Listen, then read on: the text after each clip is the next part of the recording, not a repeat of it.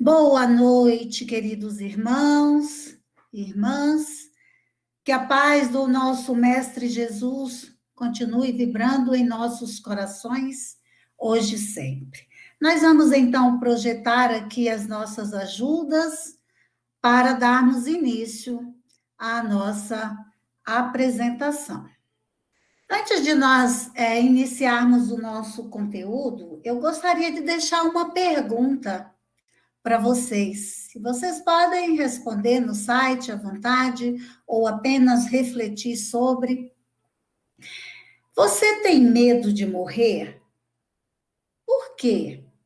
Se a resposta for sim, naturalmente. Muito bem, meus irmãos. Foi nessa data aí de 1º de agosto de 1865, portanto, há quase 156 anos, né? Ainda 55, mas quase 56 anos, que Allan Kardec publicou essa obra, O Céu e o Inferno, ou A Justiça Divina segundo o Espiritismo. Com essa publicação, Allan Kardec nos trouxe uma nova visão sobre muitos aspectos com relação à nossa passagem da vida material para a vida espiritual. Esta obra, cujo conteúdo traz para nós mais conhecimento sobre o proceder da nossa vida no mundo espiritual. Allan Kardec, para escrever esta obra, para montar o seu conteúdo, ele partiu do seguinte princípio: das conversas que ele teve com diversos espíritos, nas mais diversas situações em que ele se encontrava no mundo espiritual. Alguns felizes, outros sofredores, outros suicidas, outros renitentes ainda. Então, nas diversas situações. Então, dessa conversa, ele trouxe a segunda parte dessa obra, que traz as várias situações das almas no mundo espiritual. E foi desta conversa, deste conteúdo, que ele montou a teoria que lhe permitiu compor a primeira parte do livro, que são esses 11 capítulos, do 1 ao 11, com esses conteúdos. Hoje nós iremos abordar a passagem da vida corporal à vida espiritual, as penalidades e recompensas futuras, vendo um pouquinho sobre o que Allan Kardec trouxe para nós, a visão da doutrina sobre céu, inferno e purgatório, anjos e demônios, o Código Penal da vida futura e alguns exemplos retirados da segunda parte para a gente ter contato com essas experiências. Muito bem. Com essa publicação de Allan Kardec, de O Céu e o Inferno, a Justiça Divina, nós adotamos da vida terrena, ou seja, ao passar do plano material onde nós estamos para o plano espiritual, nós vamos continuar a nossa vida, só que em um novo plano, livre do nosso corpo físico, só com o nosso corpo perispiritual, mas é uma continuidade desta vida. Em relação ao porvir, Allan Kardec nos apresenta essas alternativas aqui, as 3 alternativas que existem para o homem. A primeira delas, o materialismo. O materialismo que nos diz que após esta vida não existe absolutamente nada. tudo se acaba neste plano. Aliás, essa ideia é uma das ideias que mais fomentam o egoísmo nas criaturas. A segunda alternativa, o panteísmo, é uma ideia de que nós, ao retornarmos ao mundo espiritual, perderíamos a nossa individualidade, pois existiria a absorção pelo todo universal. A terceira alternativa é a alternativa apresentada pelas religiões, que nos apresentam a individualidade da alma. Então, nós continuaríamos com a nossa individualidade, com todos as nossas aquisições de bem e as nossas aquisições de mal. E a lógica, naturalmente, nos conduz à individualidade da alma, né? Essa é a ideia que mais condiz com a justiça e a bondade de Deus, de tal forma que a sorte de cada alma deve depender das suas qualidades pessoais. Olha que coisa mais lógica, mais confortadora, mais consoladora e que se apresenta em conformidade com a justiça e a bondade do Criador. Mas essa foi uma pergunta, essa questão da causa do temor da morte, que motivou a nossa pergunta inicial. O que causa, na maioria de nós, que temos o temor da morte?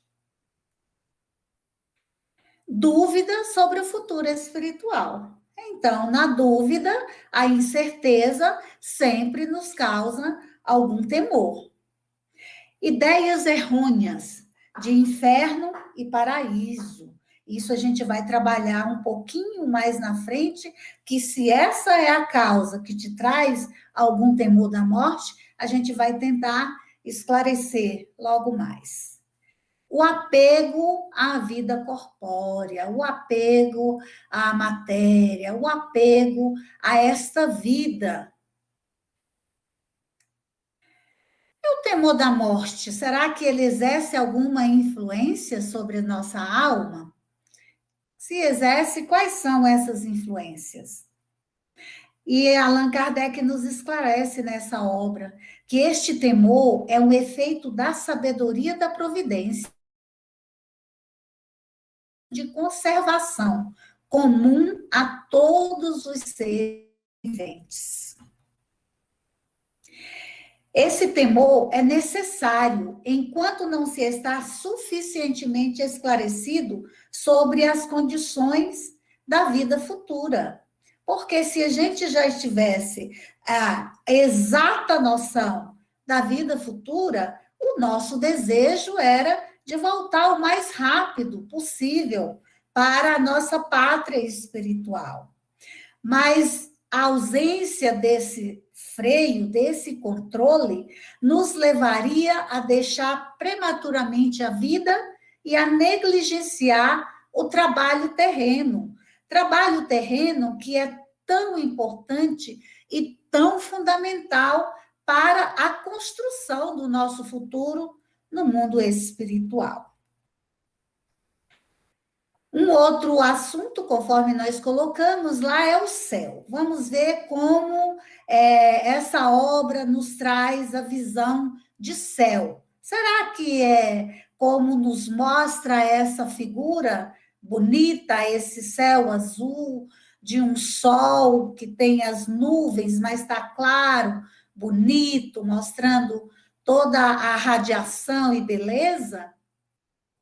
Como a gente muitas vezes imagina esse ambiente físico, nos diz Allan Kardec que das qualidades do indivíduo depende-lhe a felicidade, e não do estado material do meio em que se encontre. A felicidade, portanto, existe em qualquer parte, nenhum lugar lhe é circunscrito e assinalado no universo. Percebemos aqui, então, que o céu, conforme nos definem os espíritos, não é esse espaço físico que nós acostumamos a olhar e a contemplar. É um estado de felicidade resultante da conquista de elevação do espírito. E ele pode vivenciar, uma vez conquistada essa condição, esse estado de céu onde quer que ele se encontre. Nós constatamos, então, que nós temos uma certa dificuldade de imaginar o que seja o céu. E isso é em razão de, sendo nós espíritos inferiores, nós só suportamos até então penas e misérias. Então, só podemos falar daquilo que nos foi dado a conhecer ainda. De tal forma que a nossa engenhosidade é grande para pintar os tormentos do inferno, mas não podemos apresentar as alegrias do céu, simplesmente porque nós ainda não as conhecemos e ainda não as vivenciamos. Mas nós temos aqui um exemplo que foi tirado lá da segunda parte do livro do Céu e Inferno, essa obra que nós estamos apresentando, e de um médico russo. Ele é um espírito feliz ao retornar à pátria espiritual e também pelas realizações dele aqui, ainda na matéria, ele já tinha conquistado esse estado de felicidade. Então, ele vai descrever para nós como ele se sentiu ao retornar ao mundo espiritual. A aventura que gozo é uma espécie de contentamento extremo de mim mesmo, imerso no amor de Deus, no reconhecimento de sua infinita bondade. É a alegria que nos infunde o bem, uma espécie de fusão do espírito com a bondade divina. Percebe-se a felicidade desse espírito. Temos também um outro caso tirado lá da segunda parte da obra, que é da senhora Foulon. A senhora Foulon também é relatado lá no livro, várias experiências que ela já tinha tido na carne, como um espírito bondoso, caridoso, cheio de realizações. Então, ela descreve o seu retorno da seguinte forma: eles eram os espíritos que a receberam no mundo espiritual e que estavam fazendo companhia para ela, estavam conduzindo-a até o ponto em que ela deveria ficar. E aí ela diz: eles me mostravam no espaço um ponto algo semelhante a uma estrela, dizendo: é para ali que vais conosco. Era um mundo feliz, um centro superior, no qual a vossa amiga vai repousar.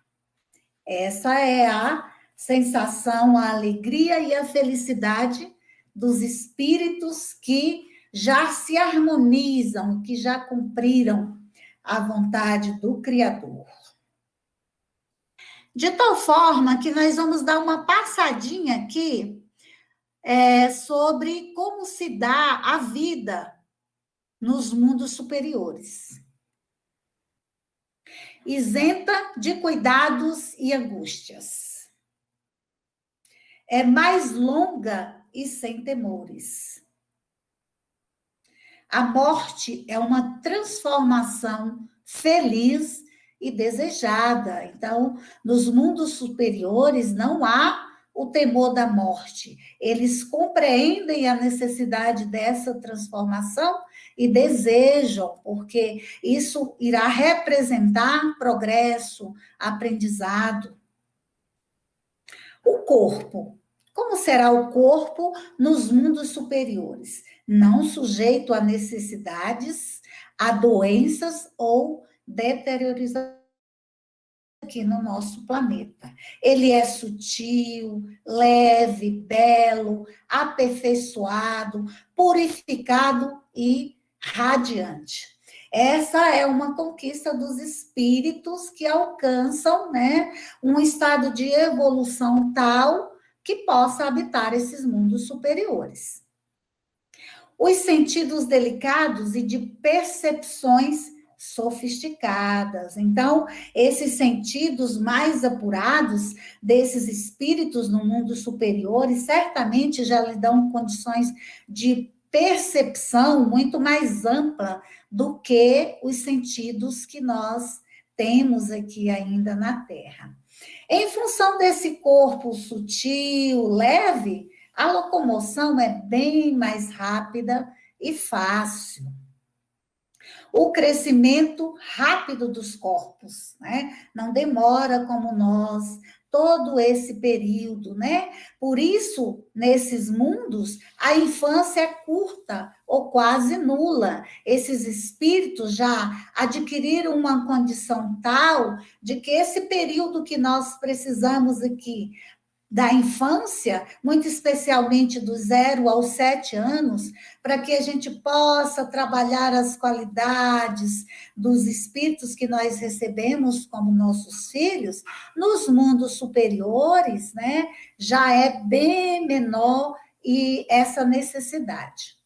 E as relações? As relações sociais, as relações de povo a povo, como que se dá? São amigáveis entre todos os povos. Os laços de amor e fraternidade unem a todos. Portanto, não existe ambição, nem guerras ou explorações. Não há senhor ou escravo e nem privilégios. A autoridade é respeitada. E a razão a gente depreende com muita facilidade, porque nos mundos superiores a autoridade é uma conquista, fruto de muito trabalho, de muita dedicação. Então, é um mérito do espírito, portanto, a autoridade é respeitada. E nos mundos celestes ou divino, que é a habitação dos espíritos depurados. O bem reina exclusivamente. Mas quem são os habitantes dos mundos celestes ou divinos? Os anjos, que são as almas dos homens, chegados ao grau de perfeição que a criatura comporta, fruindo em sua plenitude a prometida felicidade. Muito bem, mas agora nós também precisamos conhecer um pouquinho sobre o inferno.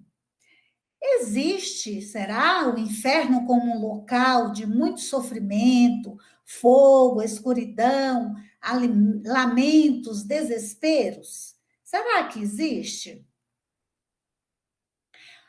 Os espíritos de uma mesma ordem se reúnem por simpatia, por afinidade de gostos.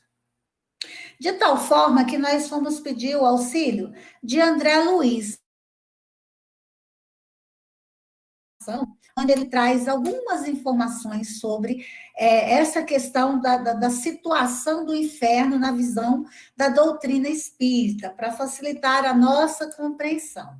E André Luiz nos diz que o inferno pode ser definido como vasto campo de desequilíbrio estabelecido pela maldade calculada, nascido da cegueira voluntária e da perversidade completa.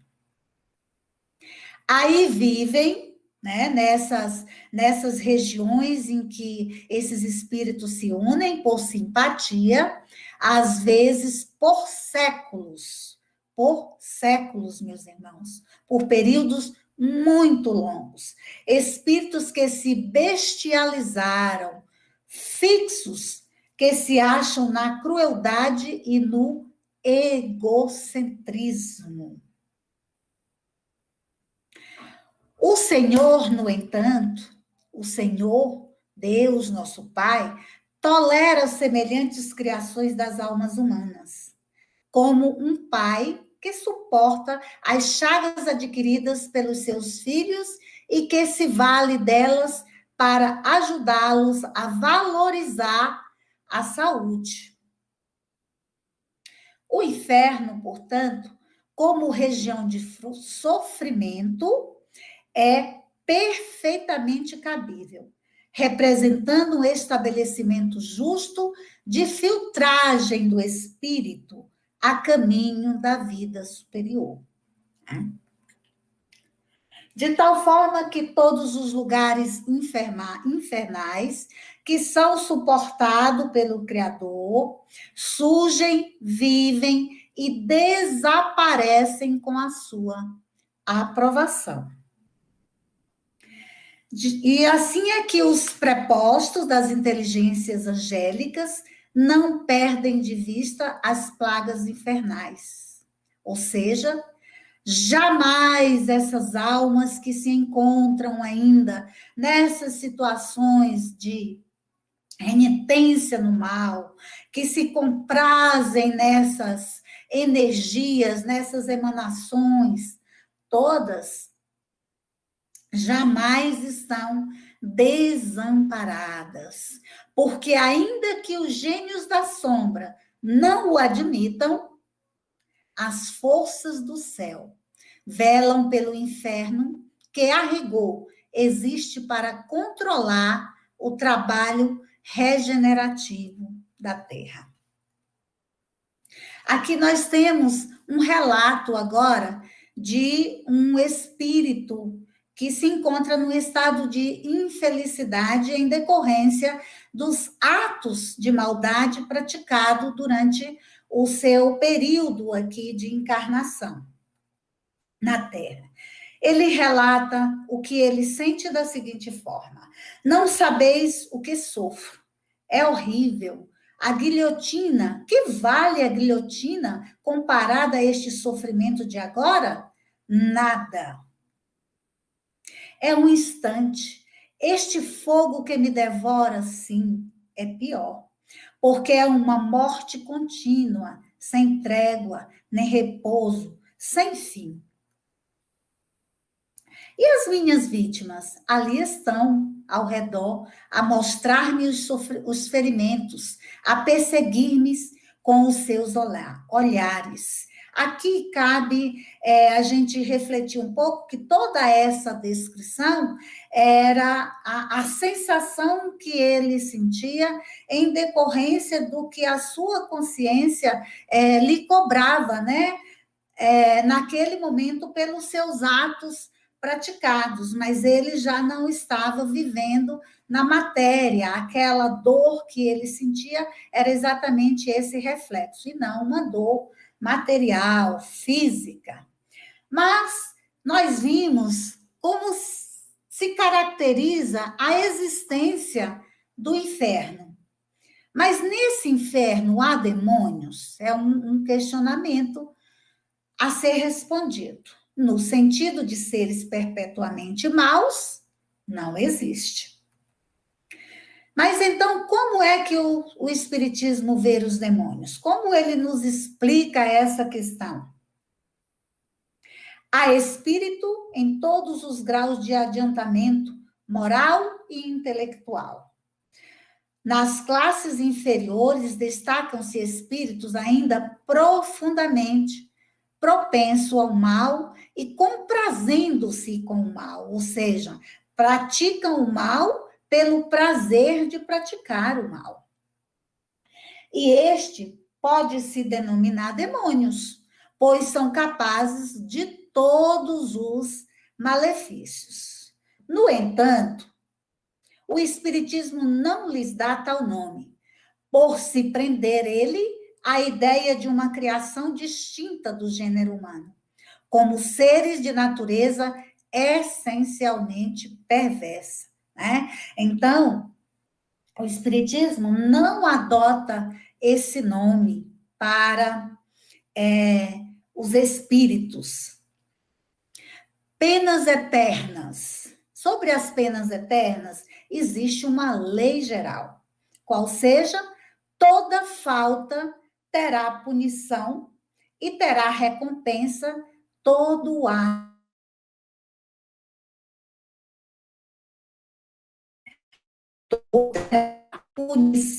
Punição, toda falta, e terá recompensa todo ato meritório.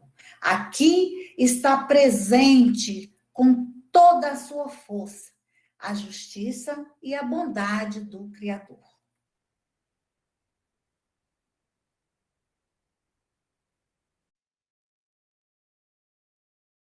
Região de dor e de sofrimento. Não há descrição possível das torturas morais. Indubitavelmente, porém, a mais horrível consiste em pensarem que estão condenados sem remissão. Isso é uma coisa muito forte. Imagina você estar sofrendo e pensar que aquela dor sua nunca, nunca passará. Mas e o purgatório?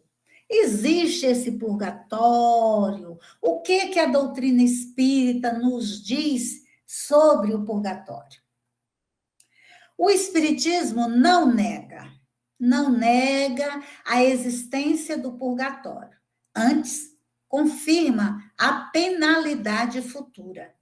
O que ele destrói é o inferno localizado, com suas fornalhas e penas irremissíveis. Não nega outro sim o purgatório, pois prova que nele nos achamos. O purgatório, sim, este é uma realidade. Aqui, gente, a nossa Terra é um planeta de provas e expiações, onde nós temos a oportunidade de purgar os nossos erros pretéritos. Então, nós estamos vivendo num local que nós podemos considerar o purgatório. Mas como o espírito se liberta do purgatório? Porque nós já vimos que é uma realidade, né? E que nele nós estamos. Então, como? O que fazer para se libertar do purgatório? É, pois, nas sucessivas encarnações, que a alma se despoja das suas imperfeições, que se purga até que esteja bastante pura para deixar os mundos de expiação, como a Terra. Então, a gente vai encarnando, reencarnando, aprendendo, melhorando, consertando o que erramos no pretérito, construindo novas coisas para o nosso espírito, novas aquisições, e é assim que a gente vai se libertando do purgatório. Código Penal da Vida Futura. Como a justiça de Deus considera os nossos pensamentos e ações. Sendo infinita a justiça de Deus, o bem e o mal são rigorosamente considerados. Não havendo uma ação, uma só ação, um só pensamento mal que não tenha consequências fatais.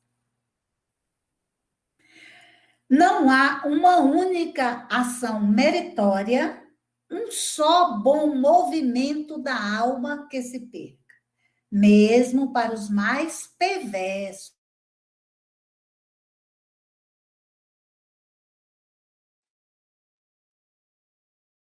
Ele é todos nós, espíritos, filhos de Deus, fomos criados simples e ignorantes. Em algum momento dessa nossa caminhada, nós infringimos as leis do Criador, né? E aí, por esse processo de vai e vem para o mundo espiritual, dentro da lei da reencarnação, nós vamos, então, nos despojando dessa perversidade, porque o nosso destino é a felicidade, é a luz, né? Então, mesmo para os mais perversos de hoje, que um dia brilharão, por isso que constituem tais ações um começo de progresso. Qual o efeito do arrependimento sincero? Essa imagem aqui, ela é muito sugestiva, né? Essa passagem de Jesus, quando levaram até ele a mulher adúltera, né? Que ele pediu que atirasse a primeira pedra, aquele que tivesse sem pecado, e o comportamento desta mulher, depois desse contato com Jesus, nos mostra o efeito do arrependimento pela sua vida pregressa e o que ela fez posteriormente para seguir ao Cristo. Então, qual o efeito do arrependimento sincero para a nossa reaproximação com as leis do Criador? O arrependimento, conquanto seja o primeiro passo para a regeneração, não basta por si só. São precisas a expiação e a reparação. O arrependimento, no entanto, é um ponto muito importante, pois ele suaviza os traços da expiação, abrindo pela esperança o caminho da reabilitação. Só a reparação, ou seja, quando a gente repara o dano causado, é que pode se anular o efeito, destruindo-lhe a causa. Com relação ao passamento, Kardec traz algo sobre este momento. Há muita gente que teme não a morte em si, mas o momento de transição. Kardec traz isso lá no início da segunda parte. Sofremos ou não sofremos nessa passagem? Será que a gente tem motivos para a gente temer a nossa passagem? A hora derradeira. Os espíritos em profusão vêm ensinar que as sensações são infinitamente variadas neste momento e dependem, sobretudo, do caráter, do mérito e da elevação moral do espírito desencarnante. A separação é quase sempre lenta e o desprendimento da alma opera-se de forma gradual. Começa, algumas vezes, muito tempo antes da morte, e só se completa quando ficam rotos, ou seja, quando se afrouxam os últimos laços fluídicos que unem o perispírito, que é o corpo espiritual, que o espiritual sofreu o processo do desencarne, deixa o corpo físico e vai para o mundo espiritual com o seu corpo espiritual, que é os perispíritos, de tal forma que ela só se completa quando ficam frouxos esses laços fluídicos que unem o perispírito ao corpo físico. A separação da alma e do corpo é dolorosa, que justifique a nossa apreensão para este momento? Não. Lá no Livro dos Espíritos, na questão 154, eles nos respondem que não. Frequentemente, o corpo sofre mais durante a vida do que no momento da morte. Neste, a alma nada sente. O momento do último suspiro não é o mais penoso, porque a alma não tem consciência de si mesma. A extinção da vida orgânica traz a separação da alma e do corpo, pela ruptura do laço fluídico que os unia, que os une. Mas esta separação nunca é brusca. O fluido perispiritual se liberta pouco a pouco de todos os órgãos. É fácil para aqueles que previamente se desligou das coisas deste mundo, das coisas puramente materiais, e que aspira aos bens espirituais, e que cumpriu os seus deveres perante o Criador, naturalmente. Há, ao contrário, uma luta e até uma certa agonia prolongada no espírito preso à terra, que só conheceu os gozos materiais e deixou de preparar-se para essa viagem que é uma certeza para todos nós, o retorno à pátria espiritual. De tal forma, meus irmãos, que a filosofia dos espíritos, né, a doutrina espírita, vem oferecer aos homens uma sanção moral mais elevada. E não mais suplícios eternos, mas a consequência justa dos seus atos. E nós concluímos, então, essas nossas breves reflexões com Allan Kardec, quando ele nos diz que todos somos livres no trabalho do próprio progresso. Porque muito depressa trabalha, mais cedo recebe a recompensa. Que essa recompensa, certamente não estamos falando da recompensa aqui, mas da recompensa na vida futura, na verdadeira pátria. Que a paz do Mestre Jesus continue vibrando nos nossos corações hoje e sempre. Graças a Deus.